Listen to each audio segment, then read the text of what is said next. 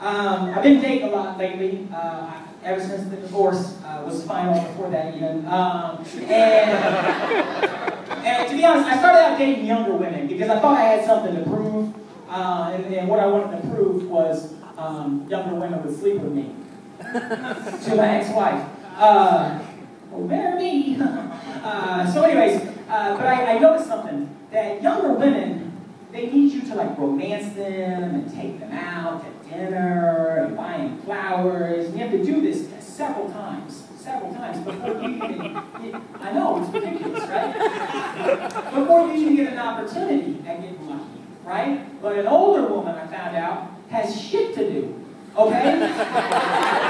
She's busy, right? So you take her out and you get a couple drinks, you go back to her place, again, and by the time you get your pants back on, she's got 2 loads of laundry done, she's done some dishes and paid the utility bill. I mean, this woman's busy. She's busy.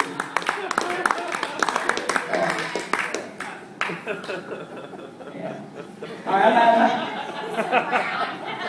I like that joke, it's fun for me. I'm going to tell one more joke.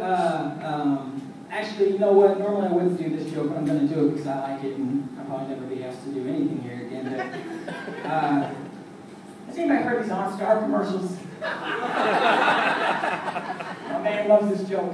Anybody ever heard the OnStar commercials? Yeah. Right? Yeah. Right. Well, for a long time, strangely enough, I was getting turned on by these OnStar commercials. Physically. not like, hey, that's a good program, awesome! No, like, you know, get turned on by it. And I couldn't figure out why.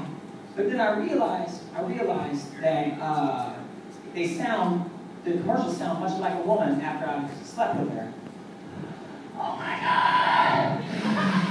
Oh, I can't feel my legs. Oh my God. I drank too much.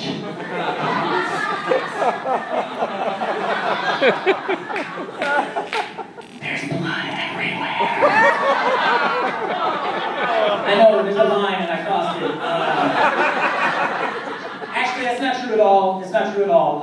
Sex with me is more like the Tilt-A-Whirl. That's $100 City. It looks like a good time, but after going round about twice, you just want to get off. That's about what it's like. I'm done with this already.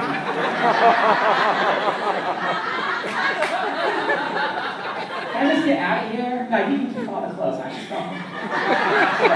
You're at my place. You need to leave. Oh my God. So, anybody want to hear my best joke? My best joke? Yeah! Good. I'll do both of them. So again, I've been dating quite a bit, and before I hurt my leg, I went dancing. I went dancing out of the club. Yep, I'm telling it. And anybody ever been down here to Icon? Dancing? Yeah. Well, I saw this girl dancing, and she was all by herself out on the dance floor. And it was getting late, and I'm a lonely person, and I didn't have my kid for the night. And so I went out to her, and she was doing this dance, and to be honest with you, she can't dance very well, okay? It's okay. And, okay by me. And so I get out there, she's doing this dance, and it'd be much like how I dance right now, actually, which is kind of funny, where she's just kind of pivoting around in one spot. Just pivoting around, you know. So I went out and danced with her. I don't care, you know, I don't care if you can dance. And she must have appreciated it because she looked at me and she said, hey, would you like to go back to my place and watch a movie?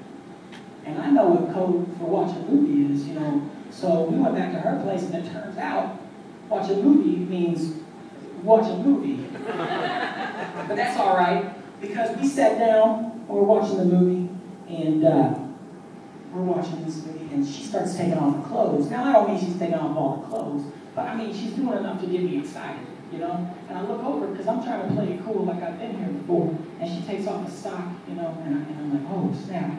She already took off her 2 shoes and a sock, because I forgot the shoes part.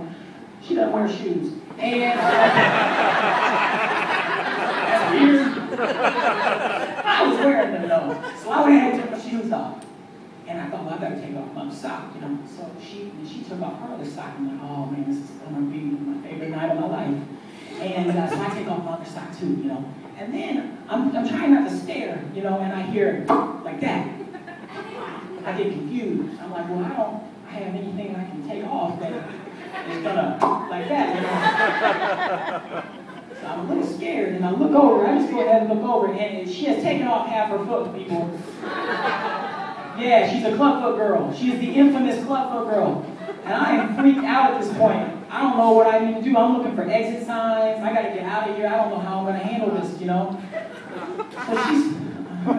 So she's standing there, and I don't say anything. She says, well, aren't you gonna say anything? And so I said, well, about what, sweetie? You know, because I'm a nice guy. And she says, about my foot. I said, oh, your foot.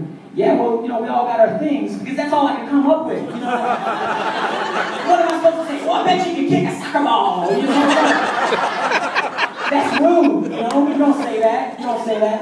So I'm sitting there, and she kind of starts making a move on me, and it's going to get physical, and I'm like, well, I need to write down a Benjamin Franklin list about this, you know? So I write down the pros, you know, like handicap parking, you know, stuff like that.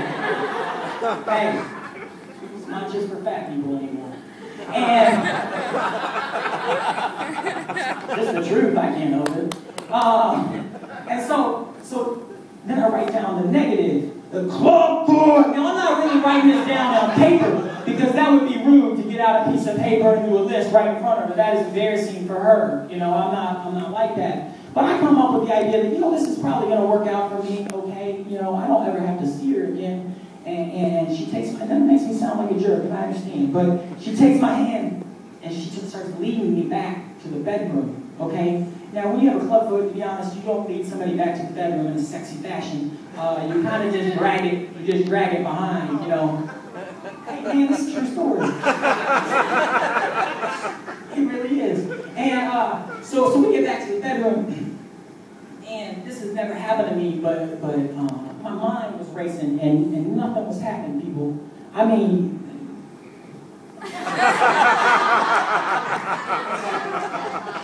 nothing was happening. And so she looks at me, and she's like, you know, what's wrong? Is it my clubfoot? Again, I'm not a mean person, so I'm like, no, baby, it's not your clubfoot. And then she's like, well, what is it? I'm like, I don't know, it just doesn't work sometimes. You know, I just put it back on myself, because that's what a gentleman would do. You know what she said to me? She said, well, we all got our things.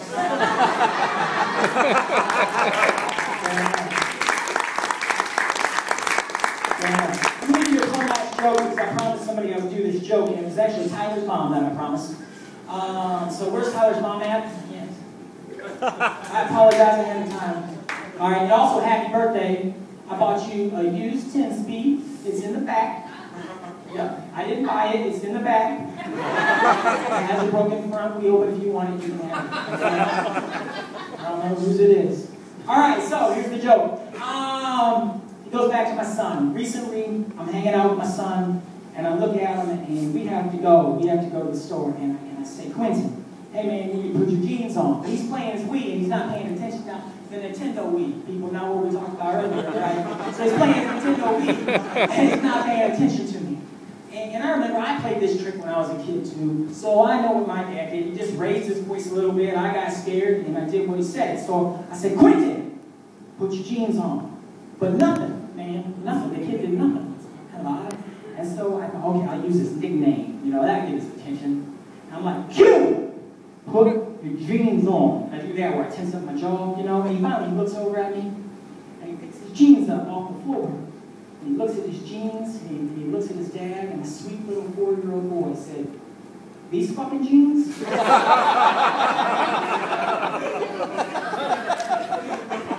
I did what any responsible parent would do.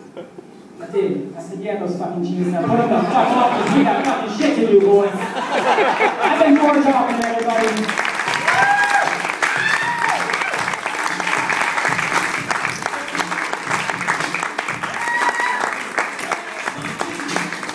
George Hoffman, ladies and gentlemen, give it up.